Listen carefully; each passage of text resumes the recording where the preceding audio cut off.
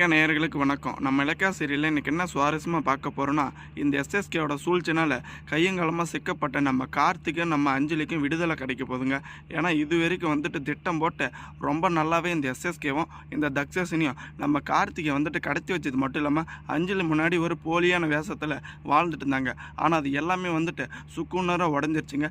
ஆவேசப்பட்ட நம்ம அஞ்சலி அடுத்தபடி என்ன முடிவு எடுக்க போகிறாங்க அப்படின்னு தாங்க இந்த ஒரு வீடியோவில் பார்க்க போகிறோம். மறக்காம வீடியோவை ஸ்கிப் பண்ணால் பாருங்கன்னா ரொம்பவே இன்ட்ரெஸ்டிங்காக இருக்க போகுது.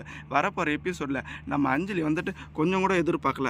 இதுக்கு முழு காரணமாக இருக்கிறது இந்த தக்ஷசினி தான். என்னை திட்டம் போட்டு ஏமாற்றி இந்த கார்த்திக் ரொம்பவே பாவம். அவனை என்கிட்ட பிரித்தது மட்டும் இல்லாமல் இப்போ பார்த்தீங்களான்னு எனக்கு ஆதரவாக இருக்குன்னு சொன்னது மட்டும் இல்லாமல் நீங்கள் இவ்வளோ பெரிய காரியத்தை பண்ணியிருக்கீங்க. உங்களை நான் ரொம்பவே நம்பிட்டு இருந்தேன். கண்டிப்பாக நான் இதுக்கு ஒரு முற்றுப்புள்ளி வைக்குவேன்னு நம்ம அஞ்சலி ஒரு முடிவு எடுக்க போகிறாங்க.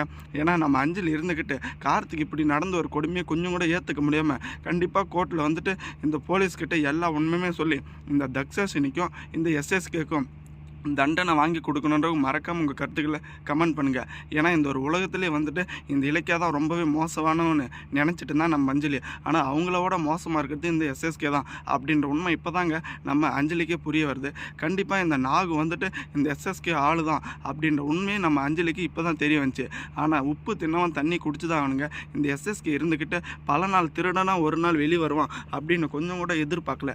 ஏன்னா இப்போ வரைக்குமே அந்த ஒரு கடத்தலுக்கும் எனக்கும் சம்மந்தமே இல்லை. முழுக்க கடத்திருந்தே இந்த கௌதம் தான் அப்படின்னு எல்லாருக்கிட்டையுமே மூடி மறைச்சு உண்மையை எல்லாருமே நாடகம் ஆடிட்டு இருந்தாங்க. ஆனால் இப்போ இந்த தக்ஷசினி அவசரப்பட்டு நம்ம எஸ்எஸ்கே கிட்ட கோவப்பட்டு எல்லா உண்மையுமே சொல்கிற தருணத்தில் நம்ம அஞ்சலி எல்லாத்தையும் ஒட்டு கட்டுட்டாங்க. கண்டிப்பாக அஞ்சலியோட ஆவேசத்துக்கு இந்த எஸ்எஸ்கேவும் இந்த தக்ஷசினியும் பதில் சொல்லியே தீரணுன்றவங்க மறக்காமல் இந்த ஒரு வீடியோக்கு சப்ஸ்கிரைப் பண்ணுறது மட்டும் இல்லாமல் லைக் பண்ணது மட்டும் இல்லாமல் ஷேர் பண்ணிட்டு போங்க. தேங்க்ஸ் ஃபார் வாட்சிங் இலக்கிய நேயர்களுக்கு.